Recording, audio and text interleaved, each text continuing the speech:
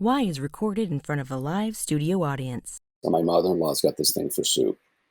Loves talking about soup. Loves it. It's really bizarre. And she knows that I think it's hysterical. But Yes. she has literally sat there and done like the thing from Forrest Gump and just been like, Italian wedding soup, French onion soup, tomato soup, like has literally done this in front of me. And we're at the restaurant. We're up in like a back dining room where that's only us. And the server comes in and it's like, our soup today is a crab bisque. And she's like, perfect, I'll have that. 5 minutes later, he comes back and says, I'm so sorry. I was wrong. We don't have crab bisque. We have a minestrone. And she's like, okay, I'll take that. And just turns to me with no expression on her face and just goes, soup.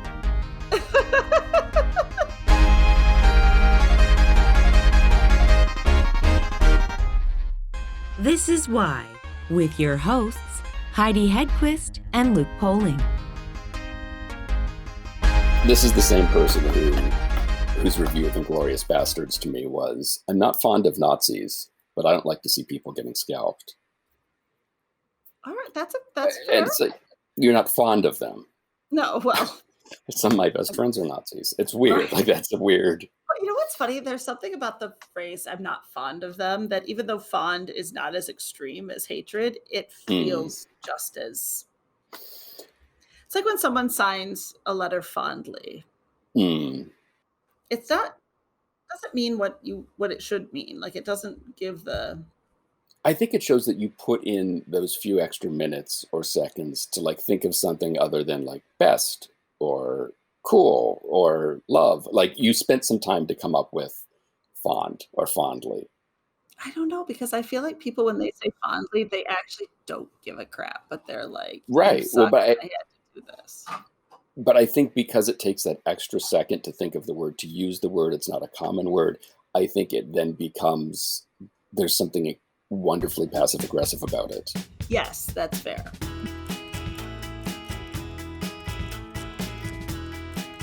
It's like, if you go back, the dawn of time, the worst reputation management job ever done in PR ever, right? So how do you overcome that? And how I feel like there are probably a lot of people who are drawn, because I'm like, yep, I'm in for all of this. This is amazing. But I bet a lot of people are like, oh, but I don't know. Like, that's a bad, someone may come and like get me or do something terrible to me because it's Satan. You know, how do you do that?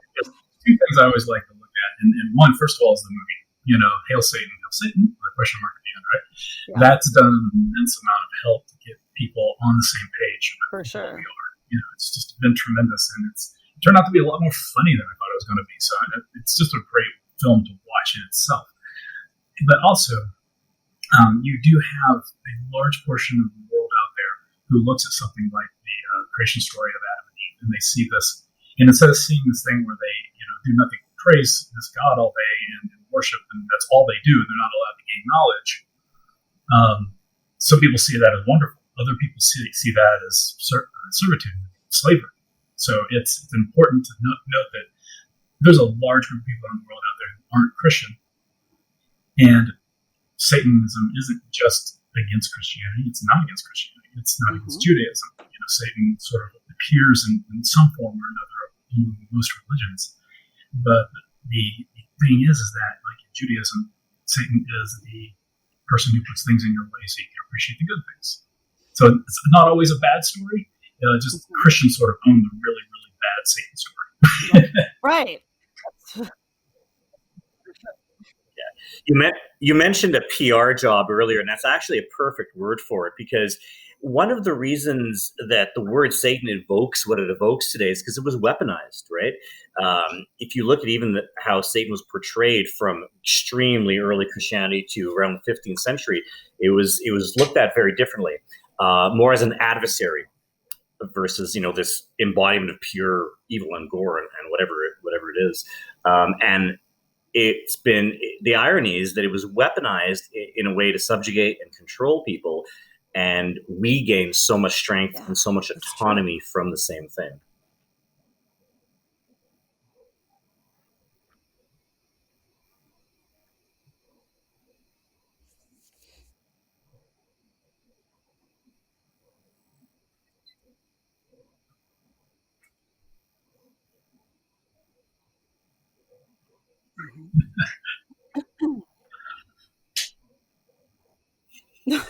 True. And, Satan was always sort of a prankster in a lot of the literature and things. And, we definitely have a sense of humor. Actually, we've been accused of having too much of a sense of humor. That sounds like a great time.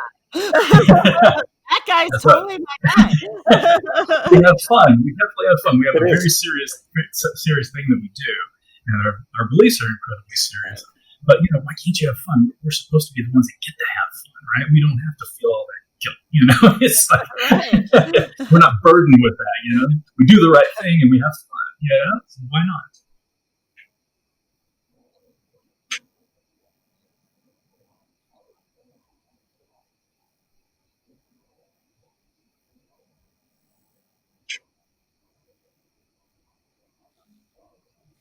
Hmm?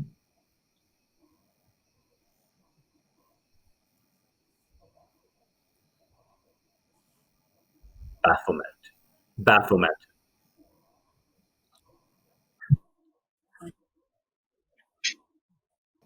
Just a really brief, because it's quite a deep mythology, but just a brief history lesson. Baphomet is a representation, a symbol, and for us, it's the reconciliation of opposites. If you look at the Baphomet statue, it's half goat, half animal, half human, half male, half female, half demon, half angel. It's really sort of, almost to really simplify it, it's our yin and yang in just in a different system of beliefs. So what was the final outcome of that? Is that still a fight that's going on there? Has any side sort of taken reprieve for the moment? It's still ongoing, and it's an interesting topic to get into, because whenever you actually look at what we're doing, we are pushing back on something. And again, we're not against Christianity. The problem is the religious right in America wants to call itself a minority when they're far from that, and they have all the political power. There's a well-funded group of state senators who have gotten together and formed the Christian Prayer Caucus. They have a nonprofit. Try to help you with your editing, right? They have a nonprofit that also funds this effort that they're doing incredibly well. They've written boilerplate legislation that's sort of symbolic. In God we trust on police cars and in schools and things like that. There's literally a playbook, right? Well, that's a whole different story. That's been on there since the 50s, but it's not. It's definitely not our founding, phrase or our motto in the U.S. That was added in the 50s. And if you watch the movie, you'll find out why, and your mind will be blown about that. So I definitely see that. But there is this crazy conservative effort to force Christian theocracy into our legal system. There's literally a playbook. You can Google Project Blitz and find this. And it's step by step by step. And like I said, it starts off as symbolic and it goes to the anti-abortion bills. There's a reason we saw 9 different states putting those out at the same time in 2019. So, that's an incredibly dangerous thing. They are literally trying to nullify the separation of church and state, but only for their religion. So we're pushing back against that. We're one of the few groups that are doing that. We have a similar situation in Canada where there is a very active group of very conservative Christians who have basically implanted themselves on board of director teams, on all sorts of sort of adjacent organizations, and together they have this huge conference once a year, and they literally discuss how can we bring religion back into legislation, how can we break that, in our case, parliament religious separation, and make it seem like we are indeed a Christian nation, and there is no nation that is a Christian nation, not really. Regardless of what the government says, it's just not. That supremacy is slipping.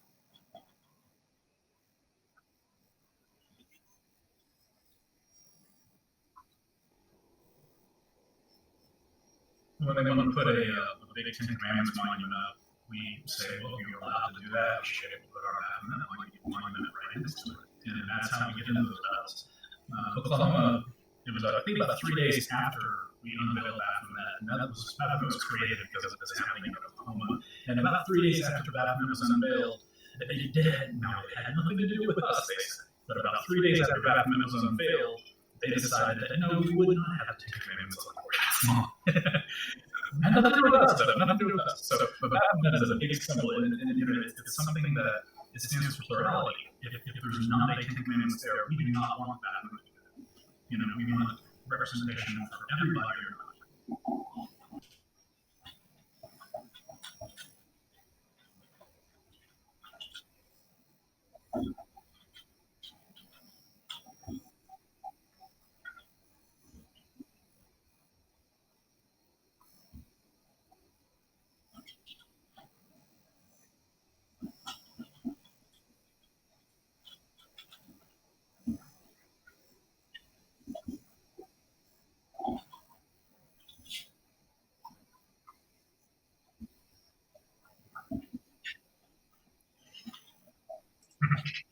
I think the most important thing that we do and continue to do is we exist. By simply existing as a legitimate satanic religion, that alternate point of view is there. And that's all we've ever asked for, is to have multiple points of view, to avoid the presumption of one dominant point of view. So if we can continue to be and exist and basically do our thing as we want to do it, that is a lot in and of itself, because it means that no one can claim that supremacy in a way that they used to. And we have an issue also whenever you have these groups and they want to force things so hard on others, they don't realize they're actually painting themselves into a corner, and everything goes on a pendulum back and forth, right? They'll get a lot of support now, but whenever you push laws, like there's a law in Georgia that they can teach the Bible in school, but only the New Testament, because it's a historical document. I'm making air quotes. And only the New Testament, if you teach any other religious text as a historical document, the absurdity of that becomes so apparent, and it is apparent to most people, but whenever you have something like the Satanic Temple telling people and reminding them that they have individual rights and these things that these other people are doing are ridiculous, there comes a critical mass point where these people push things so far that they're going to get a backlash, and it's not going to be pretty for them. So instead of trying to play well with others and say, hey, I have my beliefs, you have your beliefs, this forcing of their beliefs on others is actually a very dangerous thing for them to be doing. And not to get into statistics and such, but how are your numbers looking? I would imagine they're growing as people push back against this sort of forced set of beliefs. We have chapters in almost in every state in the United States, in almost every province in Canada, and spreading quickly throughout other parts of the world. So I think that that's a good sign. And we're definitely growing. I mean, especially with the movie again. The movie helped greatly. There was a huge influx of followers on Facebook. We're up to, I think, 150,000 now, somewhere around there. And it's really great to see all these people coming together. Once people realize what we're doing, and they realize that there is that common ground among us all, that we all have our individual rights, and you can stand up for the rights of others too, without being so insecure that you might lose yours. It's a great thing. People resonate. That resonates with people. Well, yeah. And the more you empower people, the harder it is to control them, right? And that's always been the big fear of all the big, organizations that try and control us, is that you gotta keep them scared, and you gotta keep them a little bit out of the knowledge circle. And Satanism is the complete total opposite of that. It empowers people, makes them harder to control and harder to fool. One of the rituals, like we talked about earlier, is the Black Mass. Can you discuss a little bit what that entails? So traditionally, a Black Mass is an inversion of the Catholic rite of Mass. Its origins are pretty nefarious in that no one really knows exactly where the first ones were, but there's historical precedent for Black Masses all the way up into early France. There's quite a movement there. It came back around the Enlightenment period. It came back around the Romantic period. We look at Byron and Shelley and those sorts of authors. They were really interested in that sort of concept. But to answer the question simply, it's a ritual that inverts the symbolism used by Catholics in their traditional Catholic Mass. As far as the fear, the big fear of the Black Mass is that consecrated hosts are used, and that is not always the case, because our Black Masses, again, are not about offending. We're using we're using blasphemy as a sort of an empowerment tool, but we're not using it to offend others. We could care less who even knows about our Black Mass. The people who need to know about it, the people for whom it is, are the people there. And they're practicing blasphemy as a way to, again, to empower themselves and take power back that was taken away from them. How often does one go to the Black Mass? It's actually two nice answers to that question. The Black Mass is something that chapters and people in TST can do as part of a ritual or as a celebration for something and to mark an occasion. But we also have weekly services at our headquarters in Salem on Friday nights. Which is one of those things that you have to do as a religion. You have to have ritual, you have to have regular services, things like that.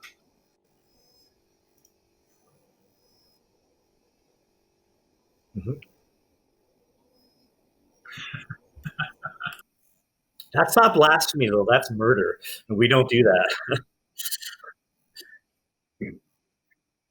Everybody always goes with we don't put babies on spikes, or we don't eat babies. That for the misconceptions about Satanism, that's one of the first things that people always go with. And we don't.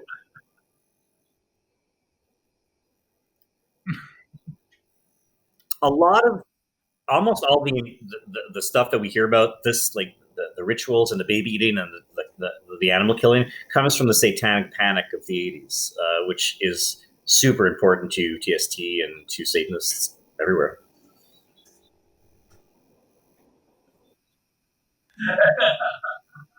Yeah, I think Lucian likes tea. So yep. Tea is good. I'm in a tea mood.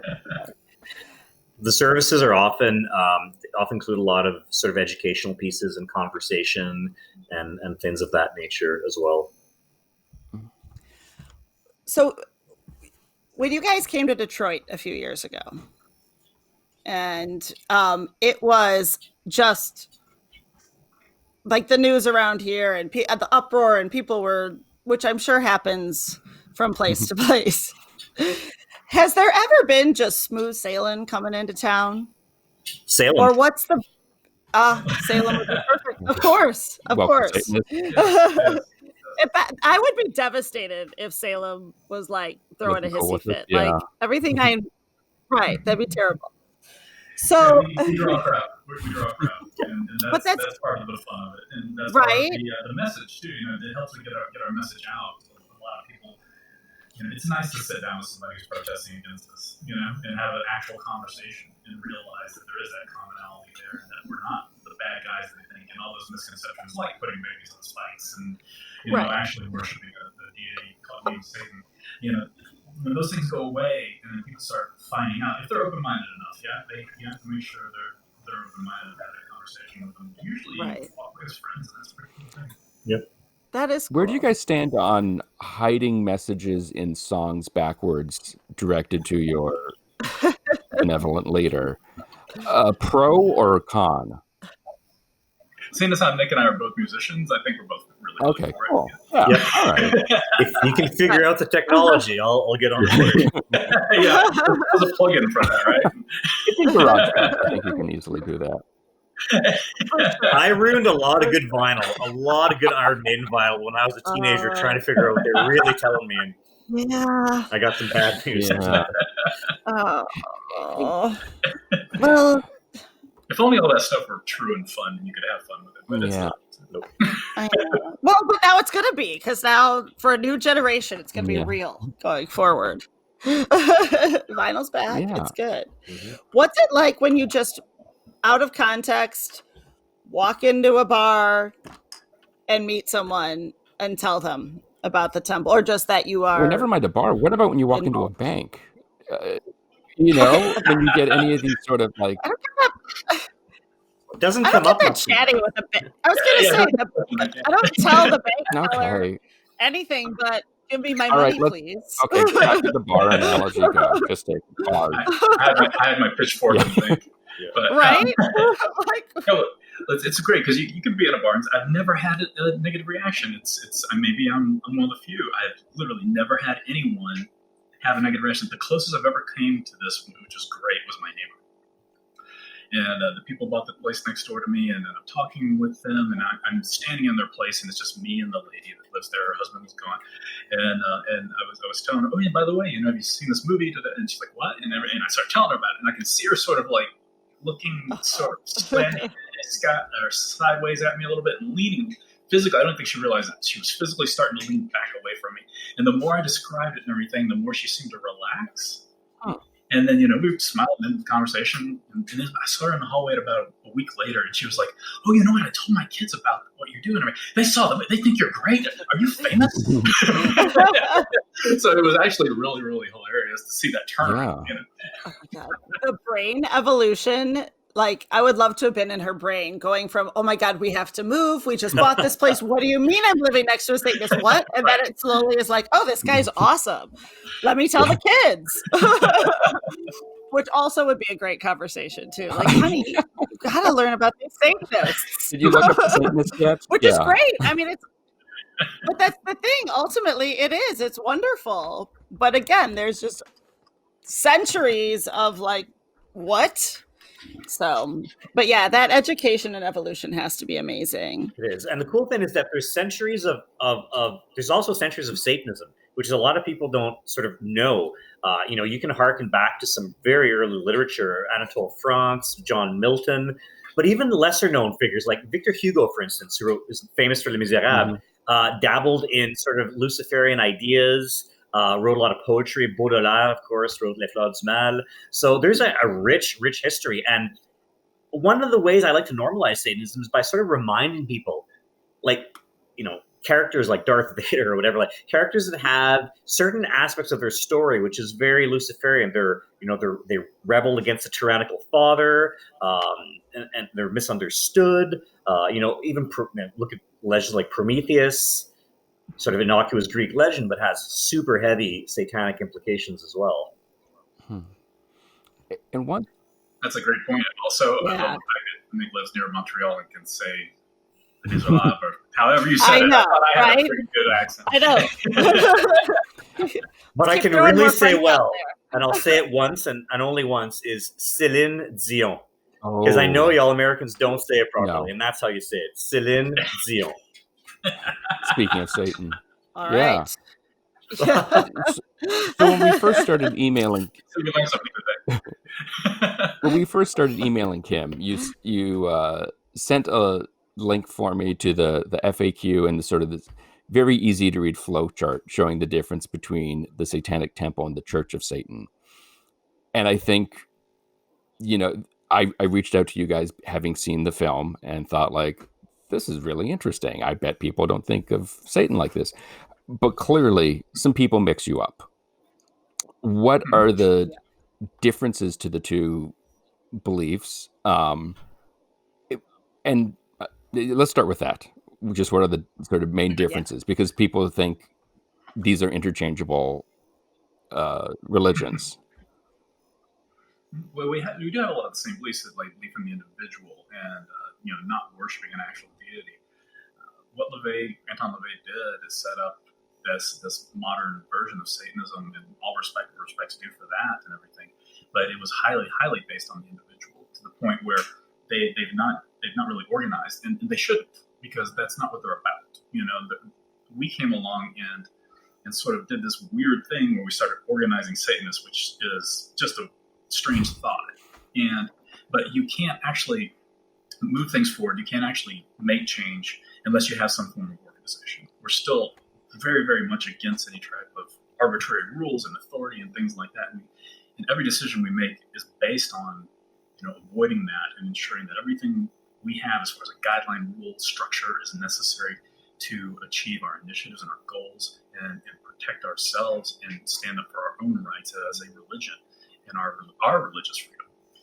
And to do that, you have to have organization. So I'm not saying that Church of Satan isn't organized, but they have never had that push to organize a bunch of their members and things like that. And they shouldn't be faulted for that. That's what they are. We are a different entity than them. And so whenever we work on things and we push things forwards, it's just a positive for all of us. Do you guys get like each other's mail a lot? We get a lot of mail. Yeah. I bet. Oh, we get a lot yeah, of I emails bet. asking to join the Illuminati. Yeah. That's what we You know, Another major difference, I think, I always look at it as there's been two sort of big differences. The Church of Satan's sort of policy on supernaturalism is purposely vague. Always has been. And you really don't know after you've read these books where he really stood on these things. One thing that's incredibly important to the Satanic Temple, and we consider it such an essential part of our lifestyle, is we use evidence and the latest scientific evidence, the best currently available scientific evidence upon which to base our beliefs. And we are very adamant and firm that we do not believe in the supernatural. That's very important to us. And I think that's where one of the big misconceptions comes into it. And that definitely, you can attribute a little bit of that to the Church of Satan and their sort of vagaries regarding that. And someone like Aleister Crowley, was he Church of Satan, I believe? Or where did he fall? He was neither. He was actually an independent individual until he's very ambitious, and he ended up... Nice word for it. Thank you. He ended up forming his own religion, which is called Thelema, which is really sort of a repackaging of traditional Western ceremonial magic. Have you ever heard of the Esoteric Order of the Golden Dawn? It was really popular. It was based in England. A lot of sort of famous writers and philosophers and so on. They were just really interested in seeing where these ancient texts. The world had really just discovered Eastern ideas, and Enlightenment had really influenced occult ideas, and so he was a bit of a mishmash of all that, and he came up with Thelema. The reason that a lot of people conflate Satanism with Aleister Crowley is, one, he was known as the wickedest man. Right. He was known as the Beast. His mother's nickname for him was the Beast. Yeah. And at the time, there was no modern Satanism. So what else would you call someone who went against every principle known to man, and aggressively so? So that's how that happened. But he has nothing to do actually with Satanism in that sense, in a codified way. And that brings up an interesting question we get a lot, is that if you do not base things on superstition, if you are about scientific belief, how do you do rituals? How does ritual fit in all this? And the thing is rituals don't have to be supernatural. They can be highly symbolic. One of my favorites is a destruction ritual. You write something down that you want to let go of onto a piece of paper, and you throw that piece of paper into a fire, and it goes away. And that's a symbolic thing. That's a psychological tool to help you move forward. So ritual and supernatural are not joined together. You know, it's more about symbolism. so okay. So what's the craziest email you guys have gotten? Oh, jeez. I have to go back. I'm sorry. Kym, I'll let you go on that. We get on a regular basis. I want to sell my soul. I want money. I want to join the Illuminati. I want to be part of your. They call it a million different things. You know, people that write us and things. It's interesting because, you know, if we were doing all that stuff, we just let you in from an email anyway. I mean, but you know, you got to appreciate their want to try to move forward and things in their manner that they want to. But yeah, we get a lot. And matter of fact, we a lot of those are weeded out. You know, like on our Facebook page, if you know, I'm going to say this and hopefully people won't test it because hopefully it's still working. If you type in the word Illuminati in a comment, it does not post. It's filtered out because we're constantly having to go and filter out people. Hey, join the Illuminati, call this, or go to my Facebook page. You know, all this stuff. It was weird and crazy and stuff. So it's you have a lot of people trying to do things like that. So and I would imagine you. Oh, go. Sorry, go ahead. The amount of emails that we do get from individuals who are really desperate. They're just desperate for something to fix their lives, and their first thought, and this is sort of important. Their first thought is, there's got to be a supernatural entity out there that can save me because I've been told that my entire life. So, you know, pay up. And I think it really speaks to the danger and the power of weaponizing beliefs against people. Because, I mean, they would literally give us I've had emails saying, "I'll give you $666 if you take my soul," and that's tragic. No one should be comfortable doing that, but Right. powerful ideas. On the flip side, I would imagine you also have received a lot of communications from people saying, "You've opened my eyes to, I can now live a fuller life." Like, I'm sure you get a lot of that as well, I would imagine. That's true, and it is really, really rewarding to work as much as we do to literally try to make the world a better place and get feedback on that. You know, it's one thing to get one-on-one. It's another thing to get an email from an entirely stranger you've never spoken to, never had any connection with, and you get an email or a message on social media or something, and they say, "Hey, you really have helped, and I really appreciate this. I appreciate what you guys are doing and standing up for us," and things like that. It's it's a mostly thankless job being on the International Council. It's all volunteer. All that stuff. We don't get paid for it, and we spend a massive amount of time doing it because it's something we believe in. We believe in wholeheartedly. For more information on the Satanic Temple, to read their 7 fundamental tenets, and to find a chapter near you, check out their website, thesatanictemple.com.